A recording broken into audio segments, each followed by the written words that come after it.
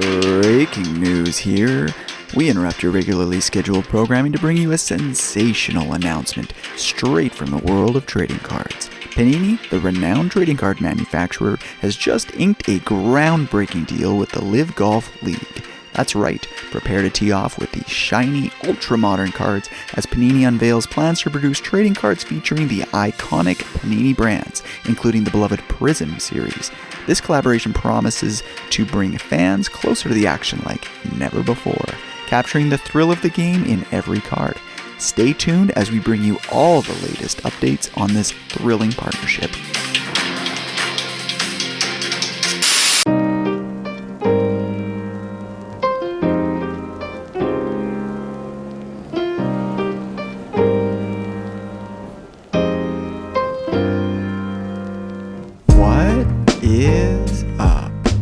Welcome back to Fondling Cardboard. I'm your host, Mike LaCusta, aka the Golf Card Collector. That's right, you heard correctly. Panini has partnered with LIV Golf to create some of their iconic brands, like Prizm. It's something I've been talking about forever, so that what golf is missing is a key chromium style, Topps Chrome Panini Prizm style of set, and it's finally here.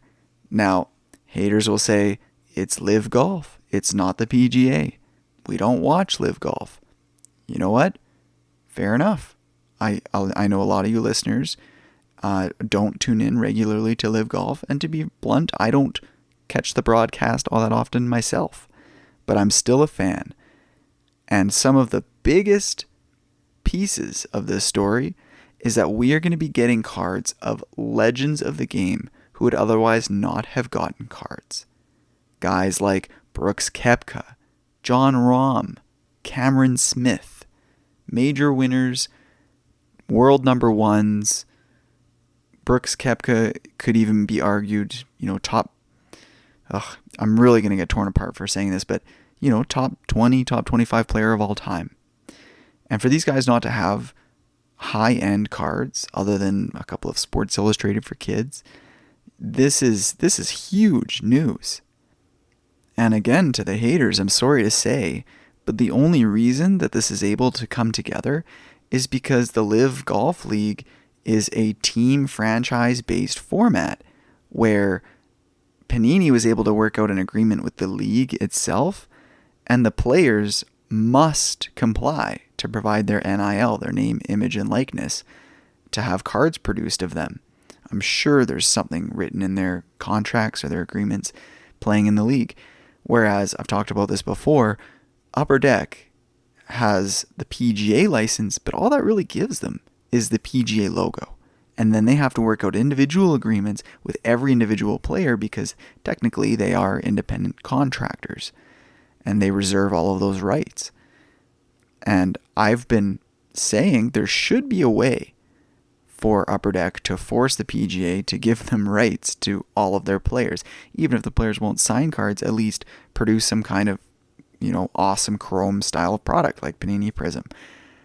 I really thought that it would have been Fanatics who pulled something off like this and we would have gotten Topps Chrome golf cards. But heck, Panini pulled a cat out of the bag.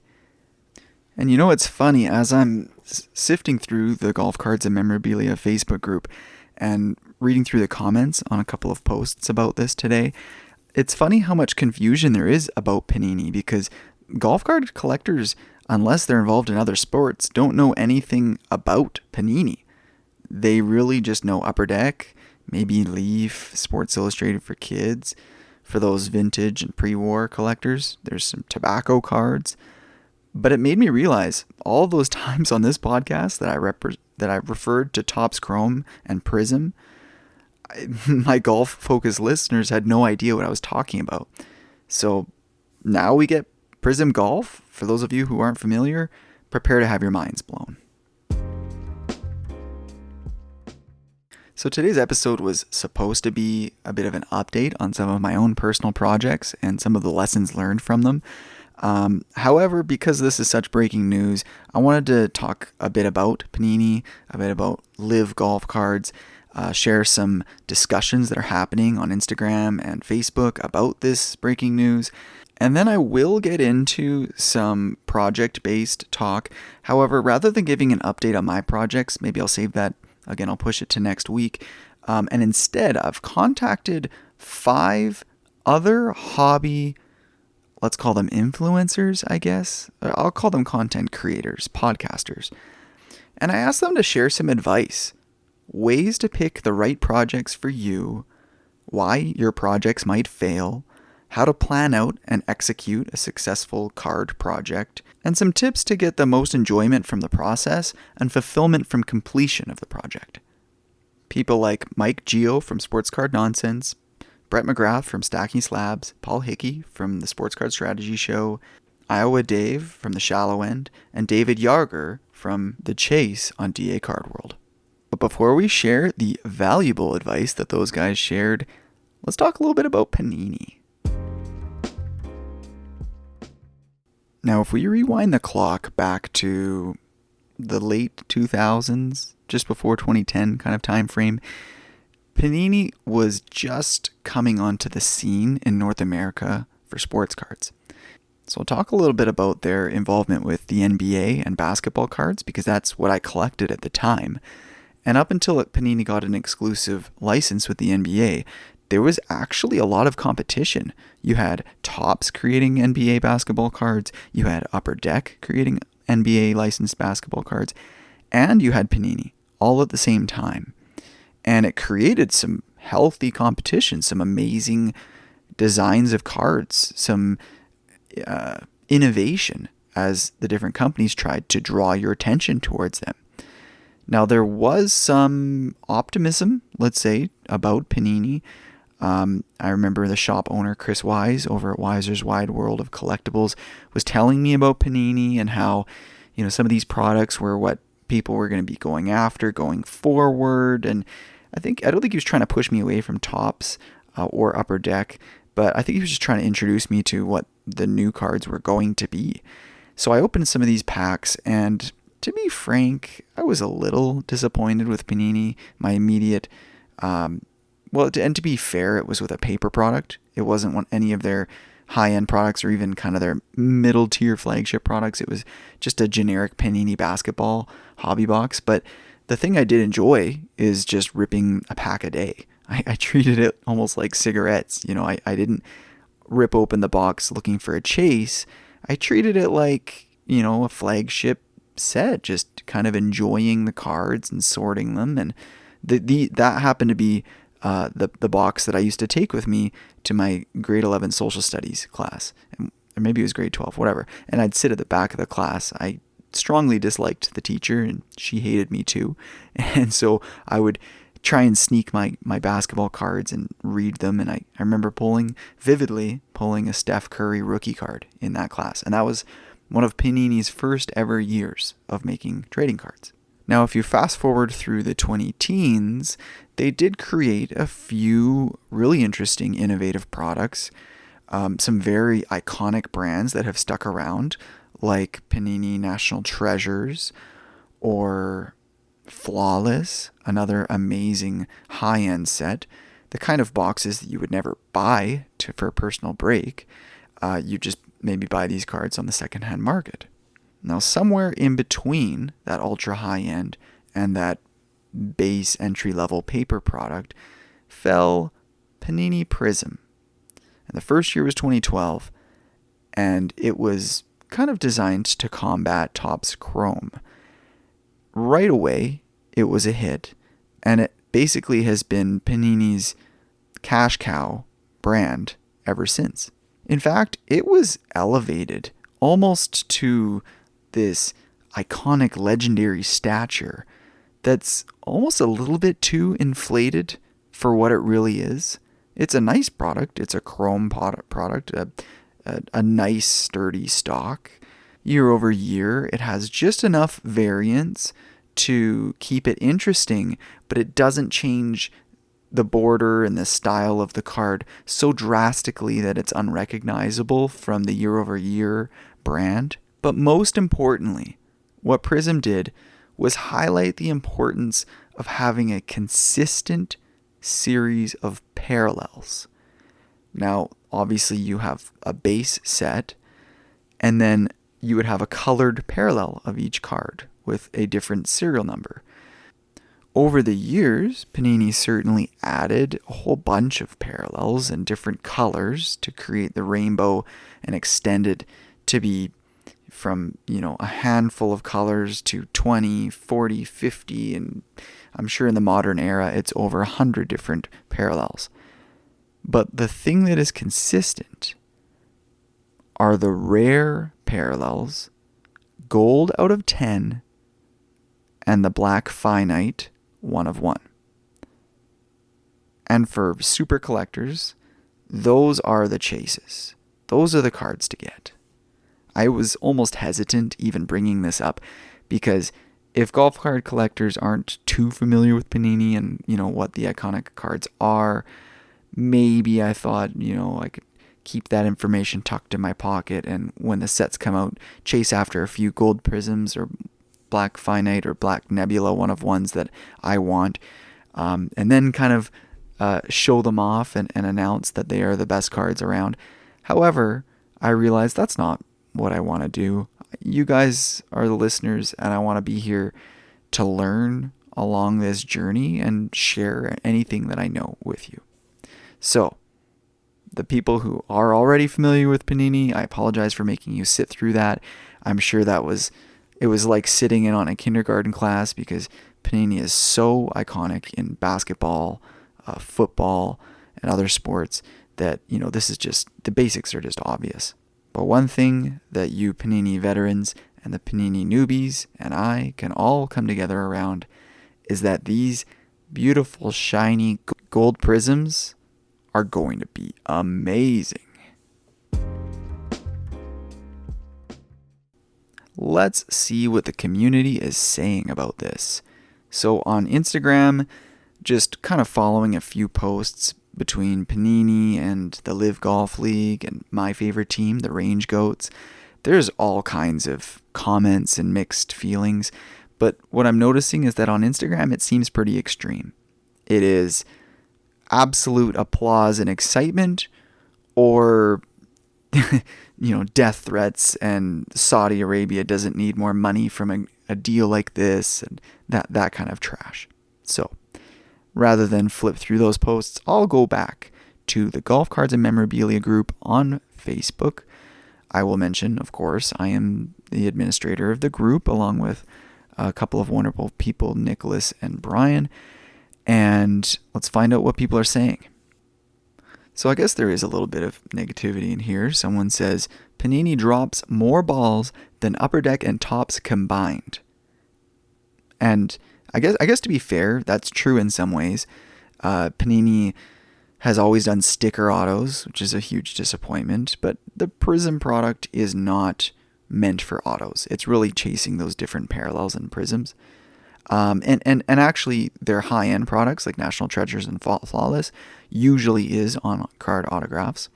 But some other shortfallings for Panini is redemptions. Somebody mentioned this on one of the posts that they had sent in some redemptions for cards that they had pulled, and Panini never fulfilled the redemptions. And for those of you who aren't familiar, because maybe redemptions aren't common in golf, a redemption is a card. It's not an actual card. It's just a filler piece of cardboard in the pack that says, congratulations, you have won this card of this player, and it's serial numbered. If it doesn't have an exact serial number, it'll say it's between out of 5 and out of 25. So, it's a rare card. And you have to either mail that redemption card in to the manufacturer, or in the modern era, there's a scratch and sniff sort of thing where you scratch off a code and you enter that code onto the manufacturer's website. And in this case, Panini would accept that code and then have to fulfill the redemption by sending you the card that's promised. There's all kinds of issues with redemptions, especially with Panini. For instance, they've been taking some firmer stances when the redemption expiry date hits. And so they'll either decline or they'll provide you some suboptimal option other than the actual card on the redemption. And so what that means is if you're holding on a sealed product over time and you know that there's a redemption in the box for, let's say, the best player, I'll use the NFL as an example. Joe Burrow is always a redemption. And if Joe Burrow ever gets around to actually signing cards for Panini, you probably won't be able to get those cards because the redemption card will have expired. And whoever commented on this post said that rather than sending the promised player, Panini, even if it was within the expiration date, maybe they had an excuse saying the player wasn't signing cards for them, and instead they either give them Panini points, which you can use to spend on their website, but again, only on specific things. You can't just use it as cash on any Panini product. It's just specific items. Or they send you Panini Sparkle packs. And a Sparkle pack is just kind of a made-for redemption product. The sparkly cards are supposed to be rare because they only make so many Sparkle packs. And it's kind of to make up for the fact that they couldn't fulfill your redemption. I do apologize for those of you who this is, again, totally elementary for, but I think it's important to cover kind of the basics and topics like this for everyone so we're all on the same page. Some other areas that Panini fell short on is lack of innovation. Now, I described the Panini Prizm brand as being consistent year over year, and that's true. But what is also true is that it becomes a bit stale over time, and Panini has not introduced some exciting new products that have really taken off. Now, they certainly have introduced new products, Illusions, Chronicles, all kinds of different brands, but they just never were adopted by collectors, and it's kind of the product that sits on retail shelves and years go by until it's discounted to a ridiculous price. And it's the kind of product that newcomers to the hobby will pick up thinking they got something great. Meanwhile, it's not necessarily something that they'll want to keep forever. And in recent years, Panini has developed a bit of a reputation for just trying to squeeze every last buck they can out of their products. And certainly not focusing on innovation. Basically just splashing out as many parallels as they can, making the hobby boxes as expensive as they possibly can. They had some strange Dutch auction styles of releases to market direct to consumers. And I don't have an issue with direct to consumer, but the way they were executing this Dutch auction, I don't know if that's the right term for it or not, but basically starting at a ridiculously high price, and you would have to sit there watching a timer tick down until basically all of the product is sold out or claimed. And then, you're bidding basically. So like if it starts at $10,000, it's ticking down 8,000, 6,000, 4,000, and then it gets to 2,000 and you're like, uh-oh, like time is ticking by. I better put my bid in and buy a box or else they're all going to sell out. So you end up spending $2,000 on a hobby box when in reality, if they had just gone to market in the traditional way, they only might be a few $100 or $800 at most. So anyways, I'm kind of spelling some of this out to kind of give credit to some of these negative comments. And also, I guess, just to show and demonstrate that this is not a sponsored show by Panini, even though I treated my introduction with breaking news and really excitement about this news, because in reality, I am. This is what I've been wishing for. This is what I've been asking for, and I'm so excited about Panini Prizm and all the other products that Panini might give us. But there's definitely there's some cause for some of this hate. On the flip side, someone said that Panini now has more top golfers than Upper Deck. And I don't know if that's totally true, but maybe it is true. I want to look at the checklists between Upper Deck's set that's coming out next month, the flagship paper 2024 Upper Deck golf set, versus whatever products Panini releases this year. With the 13 teams of 4 golfers, so what is that, 52 golfers? That's a pretty good number of golfers. And when you look at the rosters on LIV Golf, it's packed with some heat. I mean, there's maybe a handful of names you don't recognize, but other than that, I mean, they built their league and they recruited players specifically for fan favorites to try and draw more attention to their league. So, gosh, it's probably a good 75-80% of the LIV Golf League is players that, you've respected and liked over the years, and the majority of them don't have cards. Whereas you look at the PGA cards, and it's just a mix of some random vets. And when I said PGA, sorry, I meant Upper Deck, licensed with PGA. It's a mix of vets. It's a mix of some rookies that are hot and that you would want to collect. Tiger Woods is in there. But it's just always felt like it's fallen short. So let's find out next month if that's continuing to be the case. Hopefully not. I would love to see Upper Deck and Panini go head to head, a different set of players. And so it's interesting. They wouldn't be competing per se on a specific player's rookie card, for instance. They would almost be complementing each other, but competing in the sense of innovating and providing the best quality of product to draw your golf hobby money towards them. Like I said earlier, competition can only help golf cards, and judging by what happened in the early 2000s and mid 2000s with basketball, even though basketball cards were in a bit of a slump back then, people weren't collecting them as much, even though I was, but the best cards came from that time frame. I'm going to move on because I could go on and on about Panini, but I just want to get through some of these comments to know what the community's talking about. So it looks like we do know what the first Panini LIV golf cards will be, and it is a team set by team that you would purchase on the Panini website. I believe it's available now for pre-order, and then they'll have to print and ship the cards at a later date, which, by the way, might not be next week or even next month. I don't know how long that could take, so just a word of warning. But I think it's about $20 per team set, so correct me if I'm wrong on that, because I haven't actually gone on the Panini website. But Panini Instant it's like Topps Now. It's a living set of cards that is printed to order, and it is released weekly or whenever there's some kind of special occasion. And the cards are meant to commemorate a specific event. And I'll give you an example. When Steph Curry broke Ray Allen's three-point record in the NBA, Panini created a Panini Instant card that showed him taking that record-breaking shot. And that's the kind of thing. Like in Formula One, in Topps Now, for instance, if there's a race car driver who doesn't have any trading cards, but he has some kind of good showing in a race, then they might make a card saying, came 5th place and scored in the points in his debut race for AlphaTauri or whatever.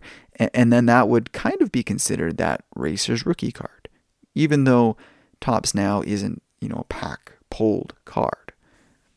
And that's kind of my biggest concern with these team sets, is that they might be the first ever printing of a Brooks Koepka or a Cameron Smith card, for instance, but they're not the pack-pulled cards.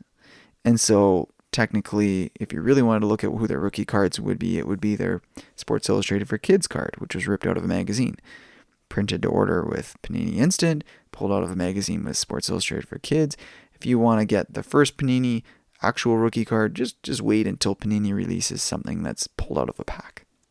Another thing that someone was laughing about was Dustin Johnson's autograph on one of the spoiler photos of sort of a mock-up of what the cards would look like. But some people were pointing out, and as I knew as well, those are just mock-ups of cards. Dustin Johnson didn't actually sign it. So some person at Panini had to, forge the signature just to show what the card would look like. So that's all that is. Man, I better do a better breakdown about Panini and this whole news, maybe dedicate another episode to it. These are just kind of my initial thoughts. These comments on Facebook really made me realize that the golf community doesn't know Panini from a hole in the wall.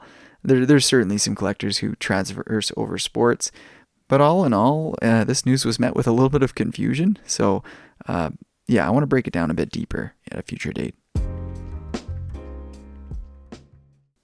All right, I'm finally going to get to the topic of the day, which was continuing the conversation about sports card projects. And maybe this is going to turn into a little bit of a mini series, and this is the second installment therein. But what I've done is reached out to these basically idols of mine in the hobby, people that I have the utmost respect for, that I model some of my show and planning and content around, and who have inspired me. And these are guys that I listen to on a weekly basis. And I asked them some very simple questions that I mentioned at the beginning of the episode, and they all responded in different ways. So let's just dive into it, and we'll kick it off with Mike from Sports Card Nonsense. Now, Mike and Jesse are the two hosts for Sports Card Nonsense. It's a very popular show. It's actually on the Ringer Podcast Network. And Mike said he's always been a big set guy. And he says, but I'll be honest, never been much rhyme or reason to how I've picked this set, other than I just like the look and the checklist. And I think Mike hit the nail on the head. This is kind of the simplest, kind of digging down to the most basic, fundamental reason to be building a set. You like the look of the card, and it's got a checklist that you like. It's got players that you want to collect, and you want to display it and look at it. Couldn't get any simpler than that. So thank you, Mike. Moving on to Brett from Stacking Slabs. Oh, and by the way, Brett has finally decided to go all in and make his podcast, Stacking Slabs, and his community surrounding it a full-time job for him. And he's got a Patreon where you can contribute to his finances, and in exchange for additional content that the Stacking Slabs show is putting out. And anyways, what Brett shared with me is he's learned that projects typically fail for two primary reasons. They end up taking time and money away from collections that are more significant to us, and projects can be brutal. They don't have a definitive timeline, they're expensive, and they can be unforgiving. And I can 100% relate to that. The projects that I've worked on, specifically the Diamond Relics, for instance, I completed it, and it seemingly had a beginning and an end, but then I decided to grade a few of them, and now I need to grade the rest, and that's 24 cards that I need to get graded. And even once I finish grading them, for some reason I've decided to do an expansion and create a duplicate, a second set. And I think I understand what he's saying. It's kind of never ending and very expensive. And using the other example I've been talking about lately, my obsession over the Goodwin Champions Cosmic Parallels, that's another example where I can get every single Cosmic card, but for some reason I want duplicates, triplicates, quadruplicates, quintuplicates, whatever the words are. I want all of them. I want every single copy of the Cosmic cards. And so it's almost like not necessarily a project, it's maybe like a lane. An obsession is probably the best way to put it. Thank you so much, Brett. And next up, we've got Paul Hickey from Sports Card Strategy Show. For those of you who have been listening to Fondling Cardboard for some time, you know Paul is an unforgiving sports card investor flipper. And so I asked him, because I was looking for a perspective of somebody who does not create a sports card project. Someone who might be able to look at this with a more objective lens and give us some advice as an outsider. And so he actually addressed every one of my questions, so I appreciate that, Paul. I asked him, what are some ways to pick the right projects for you? And he suggests to have an end game in mind for each card. And that's kind of funny, because as an investor flipper, whenever he's buying a card, his end game is knowing when he's going to sell that card. So for us as collectors, maybe the end game is having it displayed on your wall forever. And if it's a card that cost you $1,000, you're treating it as a $1,000 painting, as a $1,000 piece of artwork. Maybe that's the end game. Maybe the end game is having your kids engaged in the hobby and wanting to inherit your cards. Maybe that's your end game. Or maybe, like Paul, your end game is flipping that card in the not too distant future, or just deciding that it's a long-term investment and knowing you can sell it when you lose interest in the hobby. Then Paul commented on why projects fail, and he said, they fail when there's not enough thought put into the why behind the project. And this is very important, because if you don't think about it ahead of time, why do I like this card? Is this an impulse? Like Brett said, is it going to end up taking time and money away from collections that are more significant to us? These are very important to understand. And Paul also said not having a timeline and a milestone in mind for completing the project. Then I asked Paul to how to plan out and execute a successful project. Funny, it's like asking a fish how to fly, because Paul obviously hasn't been executing projects from a collector's perspective. However, he did have some good suggestions. He said establish your why, and your why should be simply what you'd tell your best friend at dinner as a reason for why you're taking on the project. And I like that visual. Then he says to define the success of the project at the start. Give yourself a real deadline on the calendar to achieve it by. Now, that one I don't necessarily agree with. I think milestones are important, but sometimes projects are about the process of chasing, acquiring, building your network. And when you complete a project, you can have some fulfillment, but it's not the end. The end is not really what you're chasing. Like when I finished my Matthew Wolf Rainbow, I was happy, but then I said, what's next? And I realized there was an error card where there was a base Matthew Wolf PMG or base card with a blank back. And so I wanted to chase after that card. And then I thought about the printing plates. So I did get the blank back, but I haven't found that damn printing plate yet. So my project's not over. It just keeps getting extended.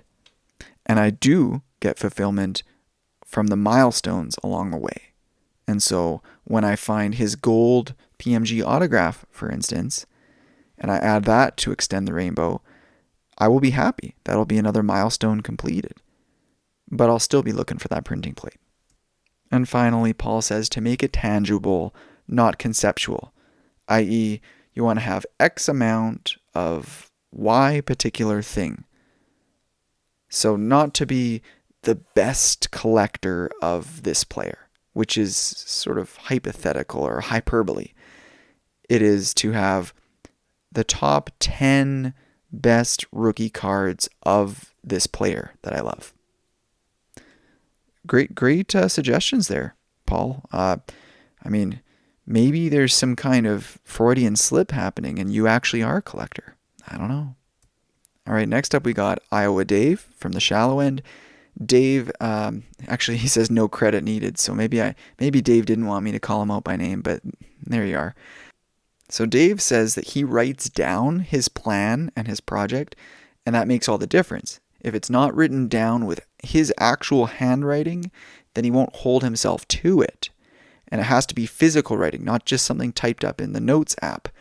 And before I read that last sentence, in my mind, I was rebutting Dave, saying, you know what, Dave, that sounds good for you. You know, maybe you're old school and you like having pen and paper. But for me, you know, I keep track of all this stuff in my notes app. But when he said that last sentence, it made me realize how many details, how many special cards or plans are buried in that deep, dark hole that is my notes app. It's kind of this vortex hidden within your phone. Whereas if it's a project that you're going to spend a significant amount of money on, hundreds, thousands of dollars potentially, it's worth getting a notepad or a notebook. Go to the dollar store, pay $2 to get a plain old notebook and just take notes about your project, your why, as Paul says, your milestones, defining what the plan is and the project is. That could make all the difference. And last up, we've got David Yarger from DA Card World and The Chase, which is their podcast. And he had a lot to share. Like he wrote me a novel. So I don't know if I'll be able to read this whole darn thing, but just to condense some of the lessons that he shared. Basically, if your favorite sport doesn't have your favorite insert set. So the example he gave was he loves downtowns, but he collects baseball, and downtown is an insert set from Panini. Panini doesn't have licensed baseball cards.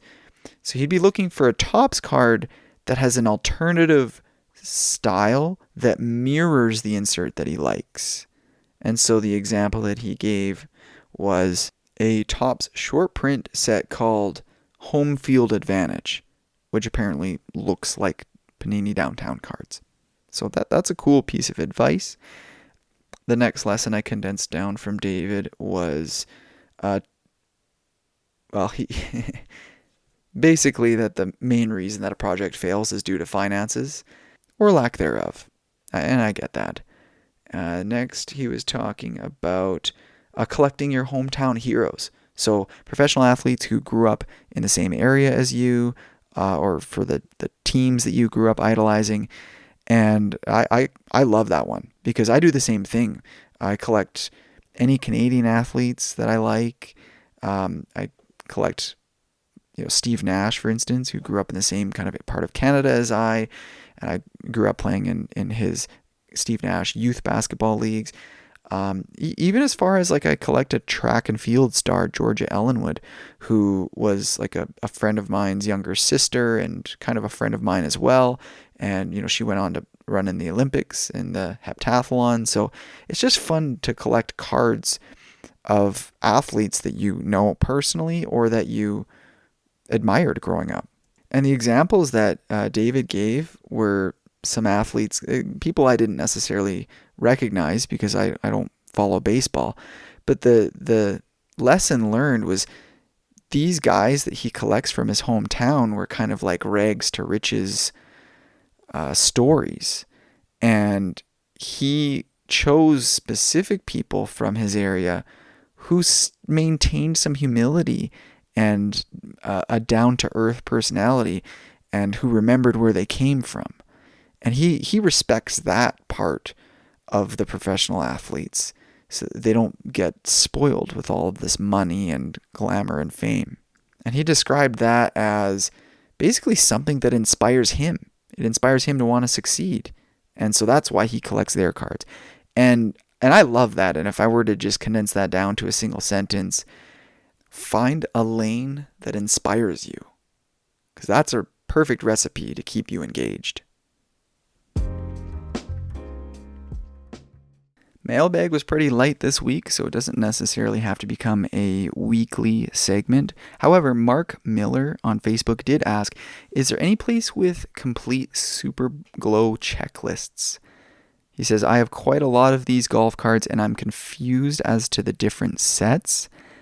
And this is kind of an awkward one because I did an entire episode on Super Glow, so Mark, make sure you check out that one from a couple months ago.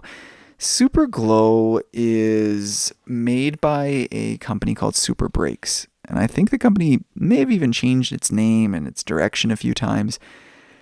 And Super Glow was sort of a brand, like let's say Panini Prizm. It was a set that came out year over year starting in 2021, and 2021 was when the whole market was insane for golf cards. And so people looked at Super Glow as like, hey, I can get a Victor Hovland or a Brooke Henderson autograph card or a 1 of 1 or whatever for a pretty reasonable price. And even though I don't really recognize the brand Super Glow, let's get these cards because they look awesome. However, something I preached is that as years go on, Super Glow is going to get forgotten. And I'm sorry I'm giving this long-winded answer, but basically to answer your question, no. I don't know of anywhere that you can actually get checklists for Super Glow. If you want to do some digging, the websites I normally use are Cardboard Connection, and I also use the Beckett website. That's where I typically get my checklists. And I don't believe that Super Glow is on either of those websites. And if you go to the Super Glow website, it was basically taken down and shut down. And then a different website called Super Breaks was active. They don't have historical information about Superglow checklists or any of their past products. It's really just this funnel for pushing new product at you. And it's basically a selling machine to try and sell their breaks, to sell their boxes. Heck, there's even advertisements on their own website to try and get distributors. And that's a bit of a red flag, because the way that the sports card world has been the last few years, you have to beg distributors for reliable, for good card manufacturers. Upper Deck, Topps, Panini. You really have to try and find a distributor that will sell you and give you allocation. For a company to be advertising, hey, we're looking for distributors, that's a little bit of a red flag. But anyways, the cards look awesome, so I'm not at all dissing the cards. I don't trust that company. All right, it's getting late. I spent probably 2 hours scrolling through social media and reading about the new Panini golf cards. I got so pumped about it that I've sacrificed some sleep. But hey, let's get into card of the week and then get out of here. So we have the amazing card from 2021 Metal Universe Champions, which is of course a multi-sport set by Fleer, which is owned by Upper Deck. Sorry, not Fleer. Skybox. I cannot wait for my coffee tomorrow morning. Anyways, Skybox Metal Universe Champions, Tiger Woods, and this is the Retro Star Rubies. So I've talked a bit about this before, but in the 90s, there's a couple standout sets that are so iconic for sports like basketball, football, etc. And those are Precious Metal Gems and Star Rubies. And considering that golf didn't have the original Precious Metal Gems and Star Rubies from the 90s, this 2021 set is as close as we're ever going to get. And it doesn't really matter if this card is branded with LIV or PGA or whatever. It's Tiger Woods hitting a driver, wearing his red golf shirt, wearing a hat with his TW Tiger Woods Foundation logo. It's got the beautifully striking red stamped in metallized Skybox premium Tiger Woods golf lettering, numbered 48 out of 50 on the back. I keep this raw because, maybe it'll grade an 8 or a 9 or maybe even a 10, who knows. But this is just a card I love, so I don't really care about getting this graded. This is just a card I want to look at. I want to fondle. So that's the card of the week. Check it out. You can see the image on the @funneling_cardboard Instagram page or at the Golf Card Collector. And that's a wrap. Thank you so much for tuning in. Please tell a friend about the show, because that's how I'm going to grow. That's how I'm going to stay motivated. So that is my call to action. Take one of the pictures that I've posted on my Instagram page or on Facebook, or just take a screenshot of my ugly face, send it in a DM to one of your hobby friends and say, hey, this guy named Mike, he's obsessed with golf cards. I know you like golf. I know you like cards. Check out the pod. Thanks. I'll see you again next week.